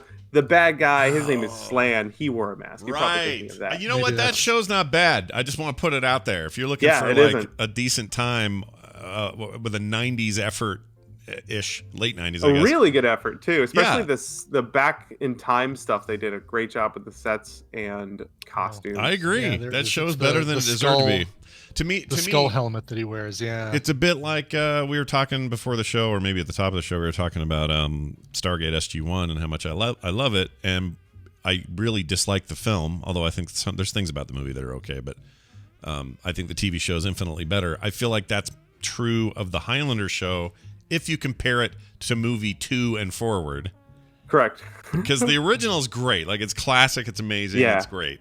But everything after that, holy mother of poo on a pile. Yeah, and I watch them, and I'm the biggest fan. Yeah. And, there's a lot to like about them. There's a few things. I can't think of anything off the top of my head, but but somewhere there's something to like. Yeah. When you get to the third one with Mario Van Peebles, is that the one? Absolutely. Okay. Yep. Watched it last night. Oh, you're fresh from that hell. All right. Well, yes, I am. Well done indeed. All right. Well, this is awesome. Go check it out. You can see him making this thing. The latest video is up, and I'm watching him do the press right now on paper to test it. After making the wood thing. That's so cool. So cool. Oh man, I love stuff like this. Anyway, if you love stuff like this, you'll find it at punishprops.com. Bill, any bonus content this week? Yes, quick recommendation. YouTube video by my friend Sophie Wong. If you look up Sophie Wong on YouTube, you'll find it. She made a cyberpunk jacket with 3D printed LED studs on it, and it looks so cool. Oh, that's She made rad. a video showing how she did the whole thing. Wow. So you just put I haven't watched the video yet, but is she putting the fabric down on the 3D printer plate and then just printing right onto it? Yes. That's cool. It's the coolest. Yeah. Oh, that's rad. Oh, look at that. Look at the lights moving around on that. All right. That's cool. Amazing. That makes me want to get in and see how the patched up version of that game's going right now, because I haven't played since the problems. But I've been told it should probably wait for at least one more patch. Yeah, the 1.2 patch is supposed to be the big monster fixie thing, and it got delayed again, so I probably will do that. That's what I'm waiting for. Yeah. But until then, we can make our own cool cyberpunk jackets. That's right. And business cards, if needed. Fantastic. Bill Durant, everybody. PunishProps.com. Bill, have a great week, and we'll see you next time. Later. Bye now. If you have questions for Bill, by the way, like Derek Q did, you can send them in to us. themorningstream@gmail.com. We're going to start doing these every week. So he's always got a cool question. If you're a burgeoning maker or somebody's like, I'm going to start an Etsy store where I do a thing, and you got a question, he knows the answers. So send them in, just like Derek Q. themorningstream@gmail.com. All right, time to get Steven. Gotta get Steven. Gotta get Steven. Yep. Wasn't there a movie? No, it was called Get Carter. Get Carter. Gotta get Carter. Which we would say a lot in this house. It's like, what is dinner? It's dinner time? Oh, yeah. Get Carter. Get Carter. Yeah, sure. That's pretty good. Steven Schleicher. Steven Schleicher. Hey, look who it is. It's Steven Schleicher from Hayes, Kansas, and Majorspoilers.com. Hello, Steven. How are you? Good morning, Scott. Good morning, Brian. I'm good. Oh, that's good. That's real good. I was thinking of you the other night because I was reading. What was I reading? I was reading a weird. Oh, so the deceased line thing story. Yeah, the DC zombies thing. Yeah, which I really enjoy it. Okay, it's throwaway and silly. It's Marvel zombies, but it's pretty fun. I have a good time with it. They're not afraid to kill major characters and kind of mess with, long-standing DC tropes and stuff, and I'm having a good time with it. However, I came upon an issue that was just standalone, kind of a one-off. They do comic fans still take like Super Dog seriously and things like that? Like, is he called Super Dog? I don't even know what he's called. What is he called? No, he's a Crypto. Sorry, Super Crypto. Dog. Super Dog, Crypto, whatever. This whole thing was like a monkey who I'm not familiar with. Apparently he's some kind of, maybe he's a detective. Oh, Detective Chimp. Chimp. It's Detective Chimp. Yeah, Detective Chimp. It was him, a dog, a raccoon, but not like Rocket Raccoon style, like just a regular old ass raccoon. There was a horse involved, and he could talk to the horse. And the horse would tell him whether he was doing okay or not. It was the weirdest effing thing. And they were running away. You're talking about the DC's super animals that are there. The horse goes all the way back to the 1950s. That's Supergirl's Wonder Horse. Is it Comet the Super Horse? Comet the Super Horse. Okay. Yep. I have very cursory knowledge of any of that. It's like from the Lad days when everybody had a Aqua Lad and all that crap. And it always struck me as like, can't believe this exists. And I know it's aimed at kids, and I understand, the era it came from and everything. But whenever they do a modern thing with it, it just throws me. It's like, what are we doing? What are you guys even doing? But then I think it's just fun stuff. I mean, the DC's thing is, like you said, it's Marvel Zombies with DC, and it's surprisingly popular, but it's not in continuity, and there's not going to be any lasting repercussions of this. So you might as well have fun with dumb stuff. Yeah, I mean, like I say, overall, totally enjoying that. It's fun to watch. Like, I don't know, Black Adam is currently infected, and they call it the anti-life virus or something, but it's basically the anti-life equation. Yeah, their equation. That's it, and they're basically all out to kill each other because it's just about wiping life out, not necessarily the old way. Like, it's an interesting take on zombies, like the idea of a zombie. It's not exactly the trope, but it plays in that space. But Black Adam got infected, and now him and a few other former heroes are really causing problems. And it's great. It's just fun to see how these guys would deal with it. What's Superman going to do? I'm at a point where Batman's freaking dead. Like, they don't even exist in this universe anymore, and Damian's trying to be Batman now, and that's never good. So I'm loving it. Anyway, just wanted to put that out there. It's pretty good. And the current run of there's a digital first not offshoot, but it's basically DC's Dead Planet. Yeah, is that it? I think that might be it. Yeah. Anyway, those come out digital day and day. And so there's just this unending. I'm really liking. I guess what I'm saying is the DC DC Infinite app has treated me real good so far.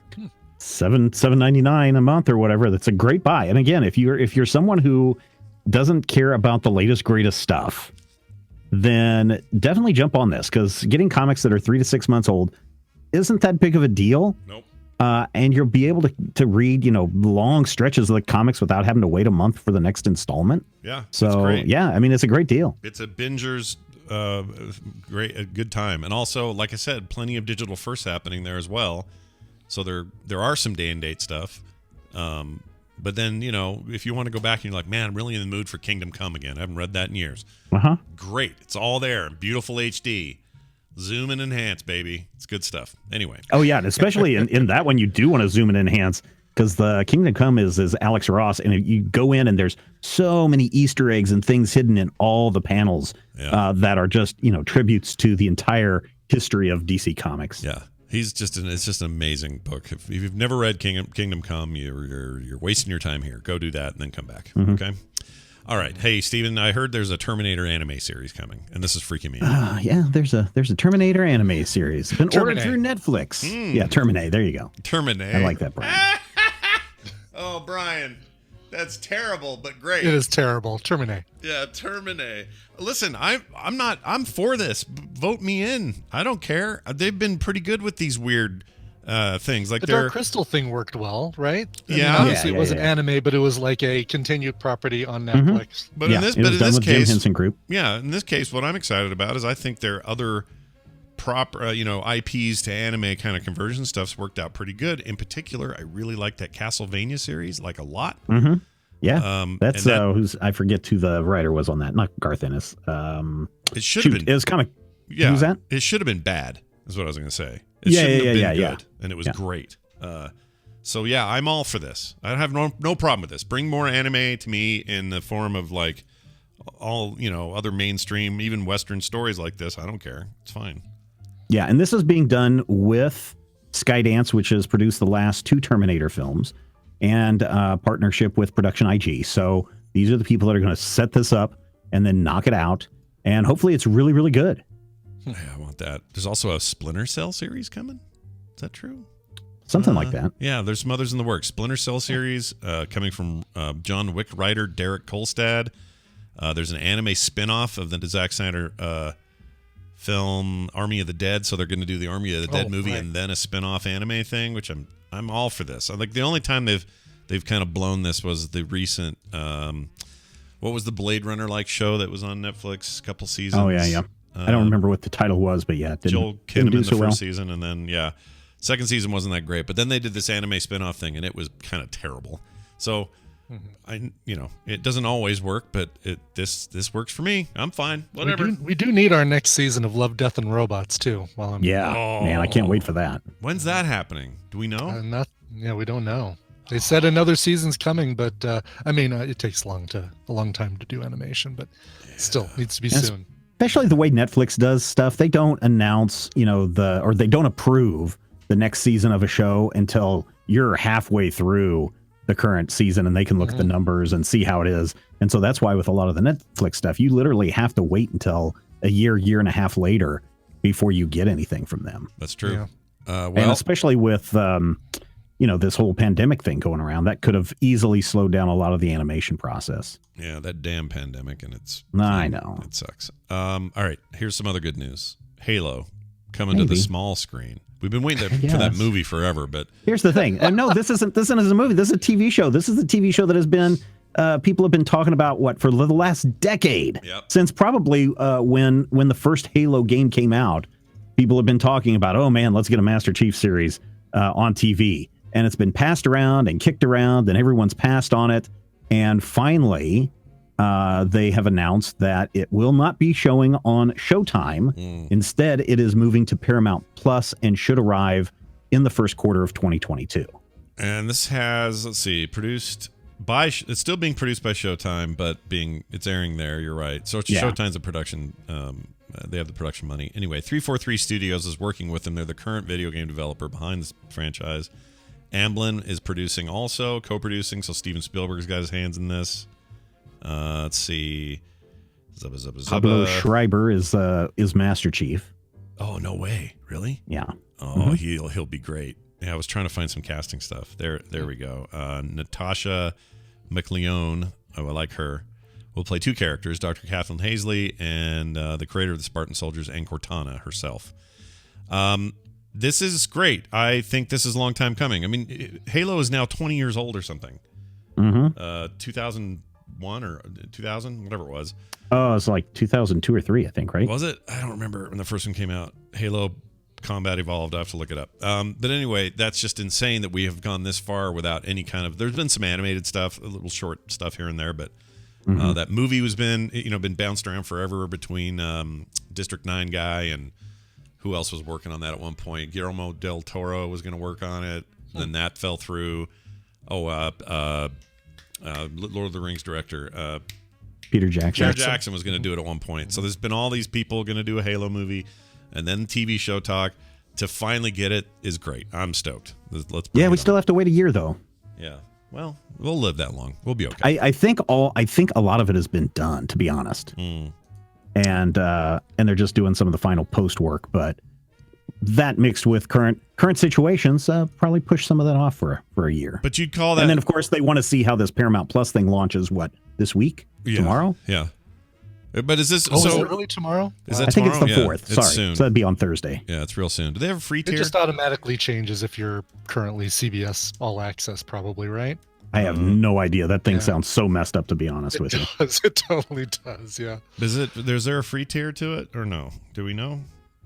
Like a ad supported or something? It says here, let's see, everything we know about CBS All Access replacement Paramount Plus.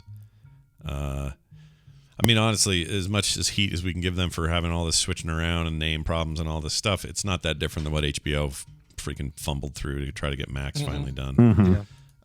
Let's see. Yeah, March 4th is the day that it launches. It doesn't say. Oh, they're going to have 30,000 episodes of TV content, 2,500 movies, 36 original series debuting this year, including the revival of Frasier. I'm actually looking forward to that, weirdly. I don't know why. Here are their plans. You can get limited commercials with 1 week free for $59.99 a year thereafter. Yeah. Okay. So you get 1 week plus $59.99. And then they have commercial free at $99.99. Plus you get to download videos and play them offline. Okay.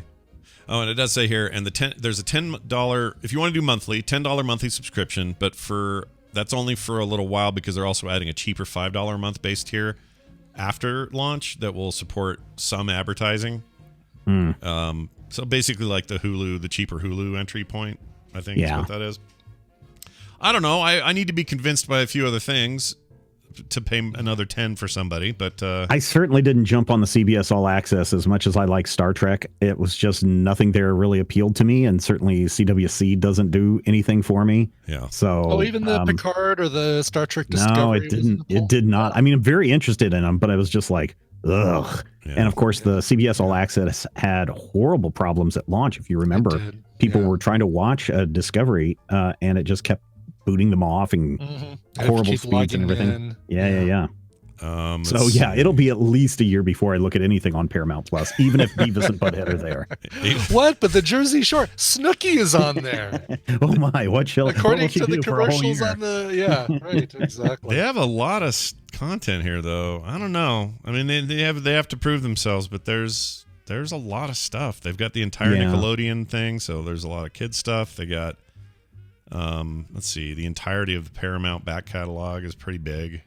I don't know. They've got there are opportunities here. We'll see. Oh yeah, I mean, I think it may be great, but I mean, I think I'm at the peak of the streaming services that I'm paying for. Okay, but back to the Halo thing. It seems like they're talking about all these voices in here. This isn't live action then, or is it? This is live action. The Halo live action. Is live action. Oh, they keep saying everyone's a voice. That's weird. In the Yeah, well, remember how in the first season of The Mandalorian, they said it was Pedro Pascal, and then it was just his voice for most of it. Yeah, but it wasn't him didn't it turn out to be mostly him in there though, or no? No, not the first season. Well, who's inside of the suit of that lady that's now fired? Just kidding. That's a terrible thing to say. All right, let's move on. Ta-Nehisi Coates, known for poetry and books and all sorts of other cool stuff, is writing a new Superman film. We're looking at a reboot there. Steven, what do you say about that? I don't know if it's a reboot.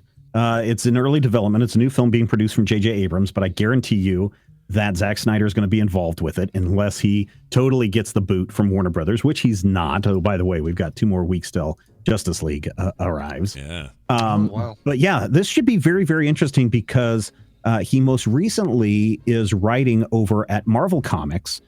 He did a Captain America series, and then his current run of the Black Panther will end, I believe, with issue number 28, which is coming up in April. So he's got some creds writing some superhero stuff. And he says he's got a whole new powerful moving Superman story that needs to be told. And he is ready to crack and get down and write that script. That's so great. Nobody has been cast yet. There's nobody been hit up for a director or anything like that. No release date, but they have announced that he's going to be writing that. You think they're done with what's his bucket? No, you don't think so. He will have his fingers in the DC. You're thinking of Zack Snyder. No, I mean the guy. I mean the current Superman. I can't think of his name. Brian Michael Bendis. No.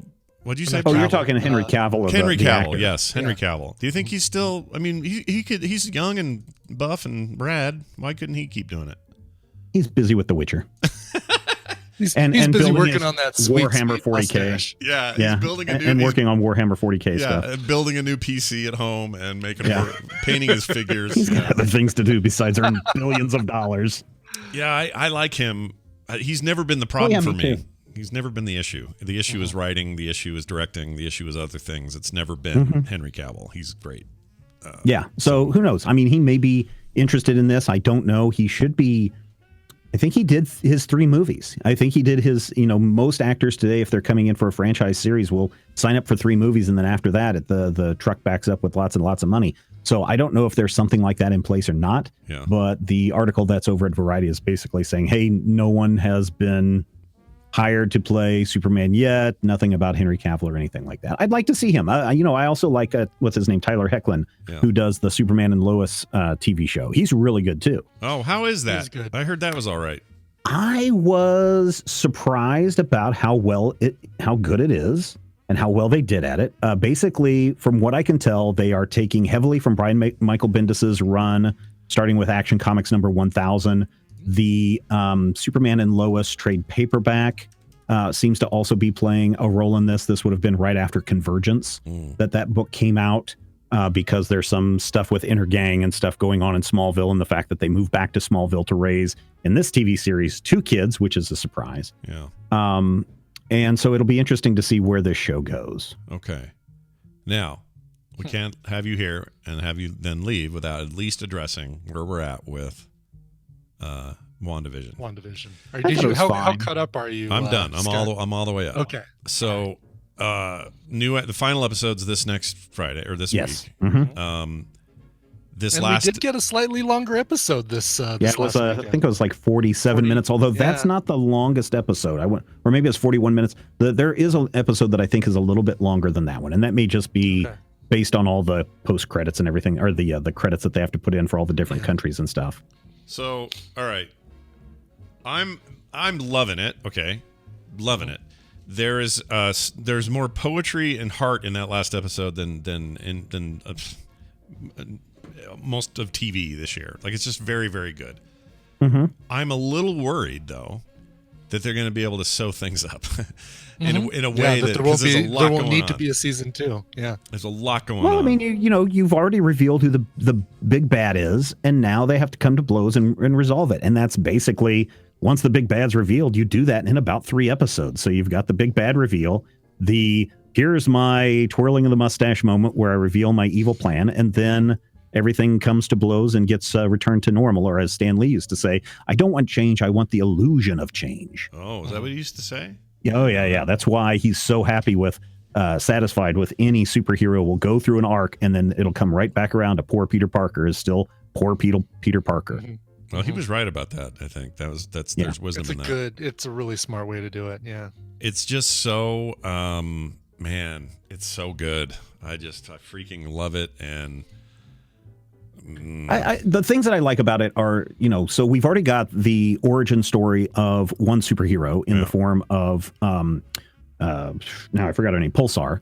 And then we've got the Agatha Harkness little bit that goes on. Yeah. But then we also kind of get an origin story for Scarlet Witch, which we really haven't had a true origin, except that she was locked up in a cage and they were pressing her powers with her and her brother in Slovenia or wherever that they were, leading into that movie. Yeah. Mm-hmm. So she had, what I like about this is that it doesn't necessarily close the door for Magneto being introduced into the story, right? Because she's got some powers, but with the Strucker's, Hydra's experiments amplified them.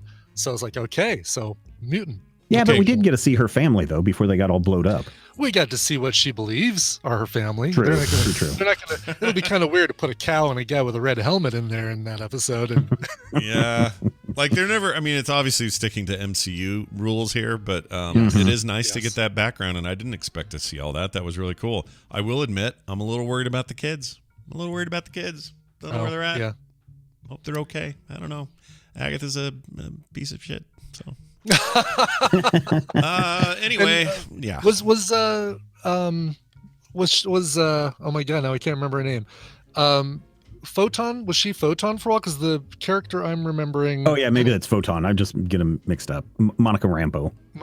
But no, was it Photon or was it something else that she another name that she went by? That was really cool. When she go chuck her on the ground and she got all blue eyed and. Oh yeah, starting to see and all the frequencies, all that kind of stuff. What was it? My wife goes. That happened. That scene happened. And my wife goes. That's not sounding right to me. My wife goes. It's like Geordi. What?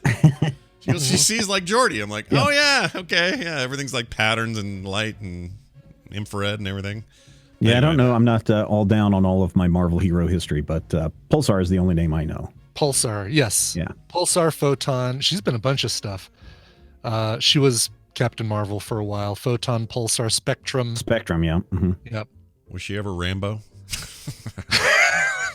She's always Rambo. Unfortunately, no. She never went. Well, I guess she did. She did for a while in as Monica Rambeau, but yeah, never a character just named Rambo. No Rambo. There was no Flute First Blood or anything. No, going on. No. Okay. Sadly, that's fine. I'd like to see her stay on a mountain and keep the government out. That'd be cool. All right. Well, this is all good stuff. I'm very excited about all upcoming projects. We got Winter Soldier and the deal coming up soon. Oh, by the way. Yeah, like in 2 weeks. Yeah. So I watched a movie a couple of weeks ago, and I loved it, called The Devil All the Time. It's a Netflix thing. And I just missed it when it came out, but it's got like this really amazing cast, this very gothic Southern tale, pretty dark and murderous and stuff. But anyway, it's got Tom Holland in there, so you got your Spider-Man. It's got Sebastian Stan, your Winter Soldier, and they have a fight.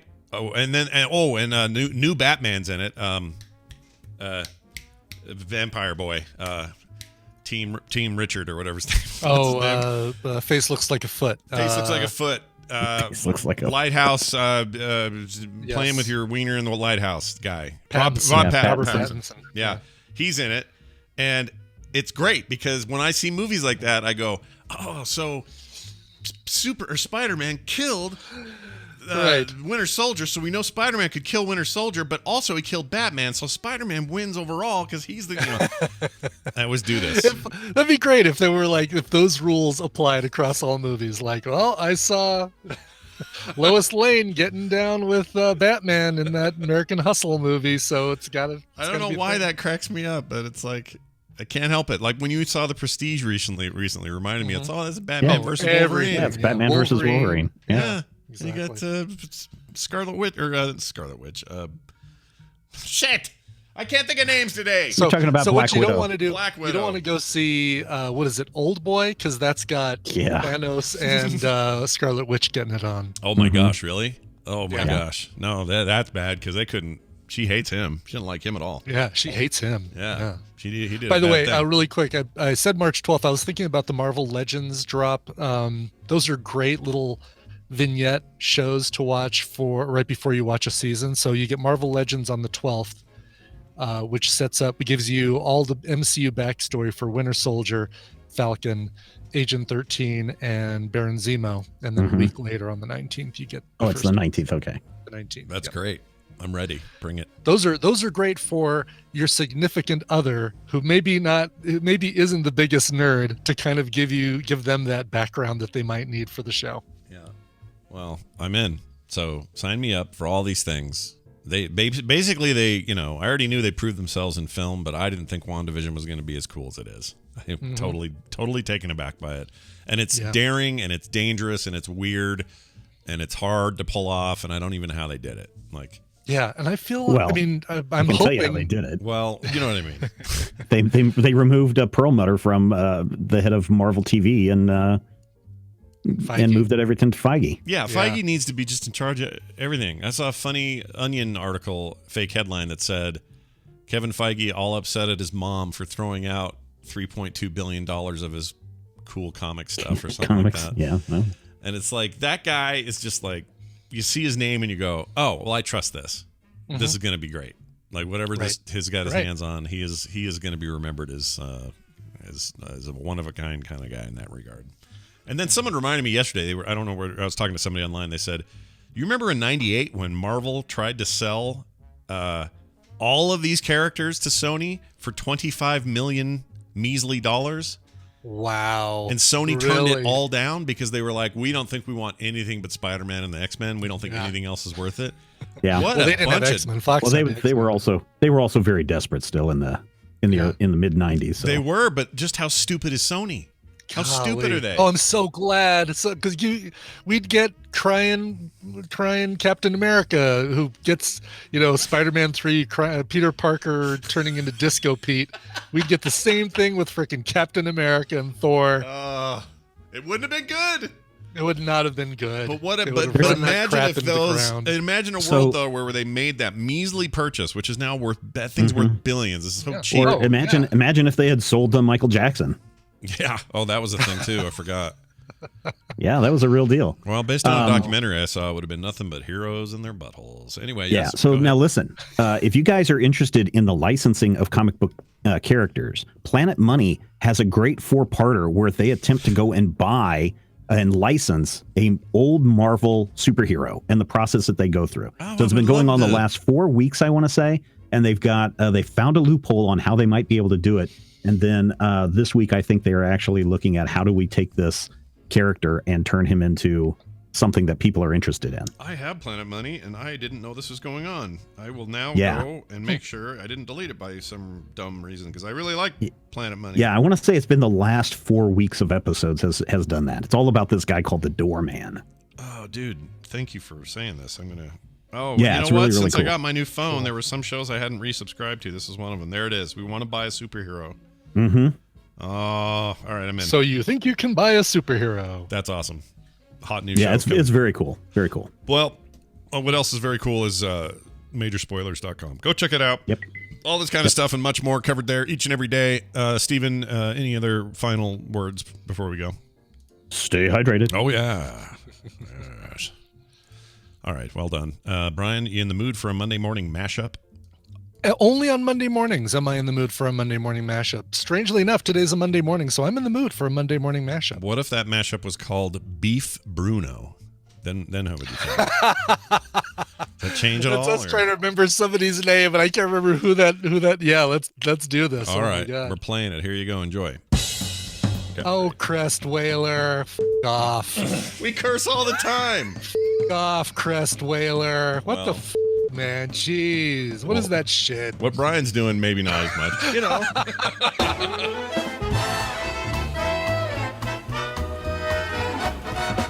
Damn it, that's right. I burped and talked at the same time, and that was a weird feeling. I didn't like that. But anyway, just like freaking kale in your butthole, just it'll be out. Do you like MASH? I go, oh yeah, I'd loved it when I was a kid. And she goes, oh, me too. I used to watch it with an 80-year-old man. I watched it with a television, but hey, you do you.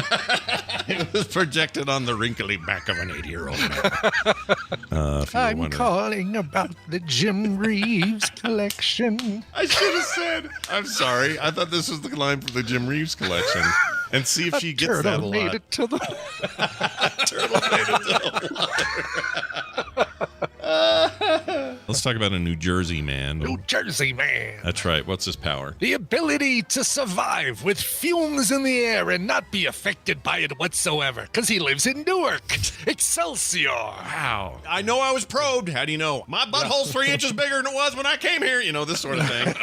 You'll experience it very, very soon. I know Yes. what it is. Uh-huh. Okay. This rhymes with Pagatha. Yeah. There you go.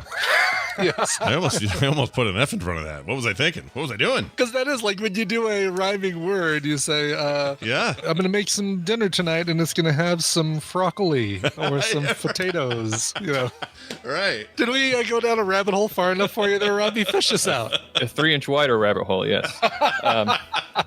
Second season of American Idol, somebody was really successful with Clay it. Aiken did better than the guy that won, whose name was... Beef Bruno. Beef See, Paul, that shows you. Paul Jr. Ruben stuttered. Ruben yes, stuttered. exactly. I was close. And Ruben has meat in it. I was thinking of that. Oh, right. There you go. Yeah. Ruben beef. Onion. What did you call him? Beef. I don't remember now. Beef. Oh, Beef Bruno. Yeah. That was it. I couldn't remember who we had assigned the false name to, but... That's right. Your new American Idol. We couldn't even remember. Right. We couldn't remember poor Ruben stuttered even after we'd remembered his name and called him Beef Bruno. Yeah. I mean, is he if I looked him up, would I get anything here? Let's see. Ruben stuttered. It says he's 42 now. Oh, I didn't know he was born in Germany. He must be a Air Force brat or something. Let's see. He's currently, let's see, last thing he did was 2012. Oh, no, I'm sorry. I take it back. There's 2018. He did an album called Ruben Sings Luther. Oh, cool. So like covers of Luther Vandross? Probably. Or Lex Luthor. I mean, there's all those hits. I'm gonna get Superman. Yep, I've got a suit now. It's green, and I'm strong in it. Superman's the worst. Superman's the worst. Although they have to work together in this zombies thing I'm reading. So him and oh really? Yeah, because Lex is supposed to be the smartest man on Earth or whatever. So they have to share ideas and stuff. What, a comic story where the superhero has to work with their greatest enemy? I know, weird, right? You just don't see it every day. Yeah. What was I gonna say? Was another thing I was gonna say, and I forgot what I was gonna say. Oh, I heard an album I really liked and want to recommend it. I didn't know it existed. Me and my daughter were just for some reason we're laughing at each other while we were trying to remember the lyrics to "Kiss from a Rose" from Seal. Yeah. Uh-huh. And I went, Seal, like I do on the show. What's he doing these days? So I looked up Seal, and Seal has an amazing album called Classics. Yes. Like, this is a few years old. Yeah. Yeah, it's not brand new, but it's like one of the newer things he's done. And it's so good. And it's covers. Yeah, it's all like covers of like crooner covers. Yeah, and with real big band backing and not not some cheesy retake or whatever. It's really good. Freaking fantastic, actually. So he's put out two prior cover albums called Soul and Soul 2, or as Tracy Morgan might call it, Soul. Because that's what he did last night on the Golden Globes. Great. Did he really pronounce the movie Soul as Soul? He mispronounced the movie Soul as Soul to announce their win. Boy, that car accident hit him hard, dude. Really did. But anyway, so Seal's got two Seal Soul. So he's got two Soul albums and then this Classics one. Oh, sorry, it's called Standards. Sorry, my bad. Standards. Leninade corrected it. It's Standards, and it's very good. And it just really was what I needed. For whatever reason, it just hit me right this weekend.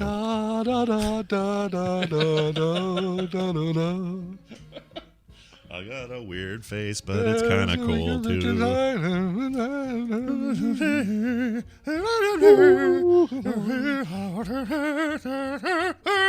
Hey, yes.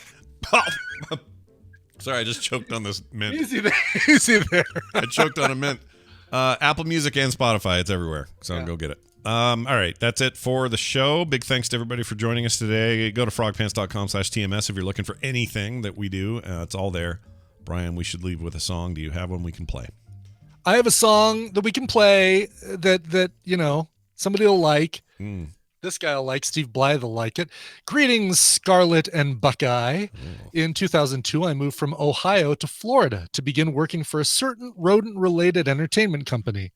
I'm sure it was Rat X or yeah. After 18 and a half years of dedicated service, my career was cut short as I was caught up in the more than 30,000 layoffs the company made due to COVID-19.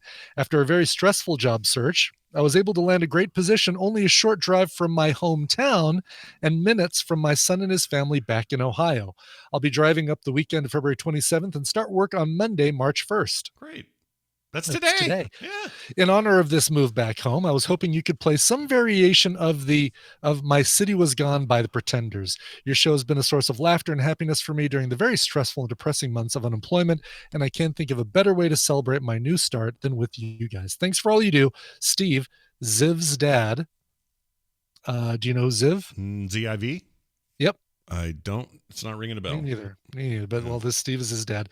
P.S. Do you think it's too early to get a fish sandwich? No, never. I never think it's too early, so I'll have to play it though if I can find it. Is it too early?